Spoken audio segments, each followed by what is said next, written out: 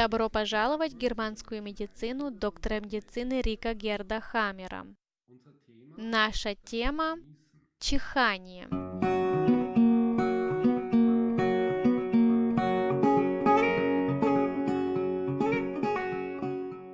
Чихание является симптомом слизистой оболочки носа. Красная группа – плоский эпителий, слизистая оболочка. Слизистая оболочка отвечает за насморк, ринит, но и рак слизистой носа. Одна хорошая, потому что очень простая для понимания спецпрограмма – это чихание. Это как бы спецпрограмма для новичков. Почему мы на самом деле чихаем? Наш нос с постоянно влажной слизистой оболочки носа, а также носовые волосики удерживают вдыхаемые инородные тела. И если в носу щекочет, тогда мы чихаем. Это своего рода чистка носа. Такой процесс можно также и произвольно спровоцировать. Если, например, пощекотать в носу.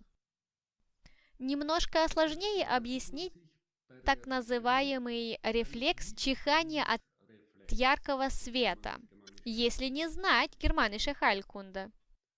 Но все по очереди. Содержимое конфликта в слизистой оболочке носа означает «не могу унюхать». Например, когда собака ищет своего хозяина и не может его унюхать. А еще содержание конфликта может заключаться в неспособности унюхать опасность. Предположим, что ветер дует сзади, а впереди в кустах шуршит. Может, там хищник? Итак, не в состоянии унюхать опасность. Но содержание конфликта может еще и называться конфликтом вони. Это может быть вонь, когда, например, собака пукнет. Это может быть еще и в переносном смысле. Например, ситуация, которая мне воняет. Теща пришла в гости. Неужели опять? Но только, конечно, если все три критерия совпали. Остро, драматично, изолированно и внезапно. Иначе не начнется никакая спецпрограмма. А теперь о рефлексе чихания на яркий свет. Когда посмотреть на солнце, тогда зрачки сужаются. Это даже больно. Это для того, чтобы защищать сетчатку. В течение долгого времени вы не сможете сдержать взгляд на солнце. Я думаю, это также и будет здесь конфликт. Это как бы опасность. Например, для сетчатки. Это больно. Мы не должны путать эту программу слизистой оболочки носа с потерей обоняния. В этом случае будет выпадение функции, поскольку содержание конфликта будет называться конфликт обоняния вонь. Это же невозможно, как это воняет.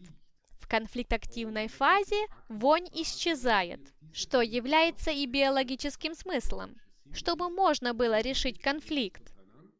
А в фазе исцеления произойдет отек. Мы нюхаем нашим мозгом. Происходит отек в носу, как и отек в мозге. И это в фазе исцеления приводит к потере обоняния. В конце фазы исцеления, конечно же, обоняние возвращается. Но при этой спецпрограмме не нужно чихать. Вернемся снова к слизистой носа. Плоский эпителий изъязвляется в активной фазе конфликта.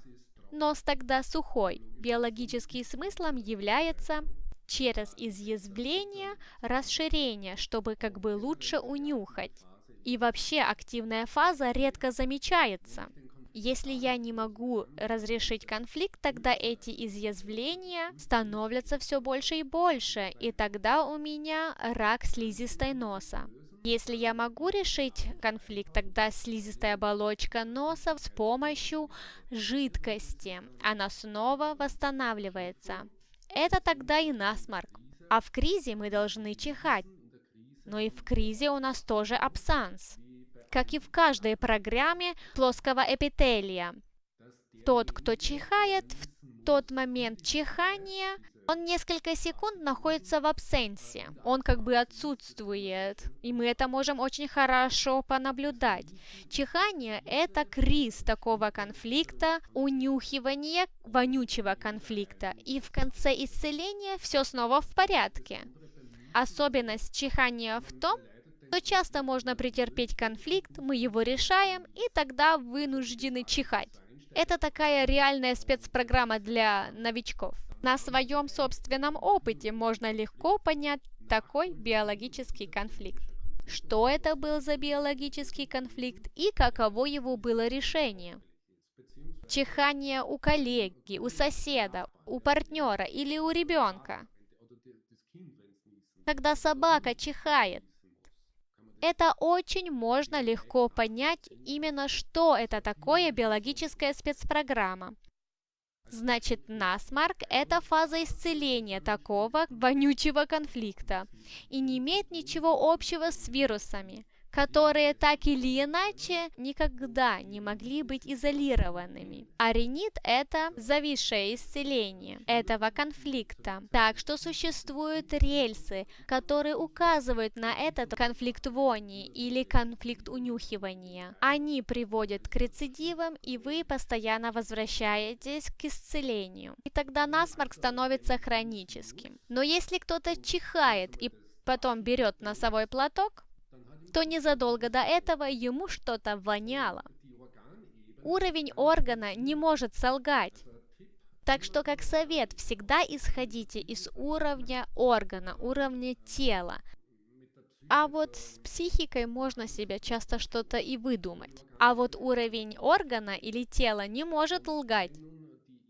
Если жена спросит своего мужа: «О, дорогой, будь таким добрым, вынеси, пожалуйста, ведро с мусором». А муж ответит: «О, дорогая, конечно же», но и сразу же после этого чихает. Тогда мы уже знаем, что все-таки это ему воняло. Небольшой пример из жизни о чихании. Я вообще-то очень спокойный водитель. Быстрая езда на самом деле не для меня. И однажды я ехал с своим другом. Это была извилистая дорога, уже смеркалось.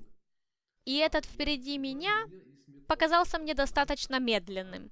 Для моего друга неожиданно я включил поворотник и сменил полосу, и надавил на газ. И краем глаза наблюдаю, как этот напрягся в сиденье пассажира. Я обгоняю, снова пристраиваюсь и замечаю, как он расслабляется, и потом ему пришлось чихать. Я на это его спросил, почему ему пришлось чихнуть. И он засмеялся. Ну что же произошло? Когда я сменил полосу, для него это было остро драматично. Пильгар сходит с ума. Пережито изолировано, сейчас ему никто не поможет. И внезапно этого он не ожидал. Содержание конфликта: что же происходит сейчас? Не могу унюхать.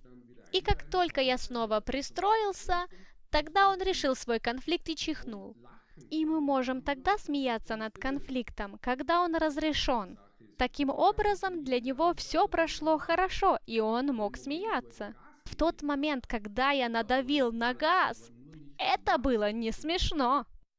Таким образом, можно очень хорошо понять такой конфликт, а также хорошо понять соответствующие решения, а также понять содержание конфликта с симптомом органа. В Германише не надо ничему верить. Итак, я желаю вам дальше наслаждаться изучением Германише Heilkunde. Много ага-эффектов. И пока, до следующего видео.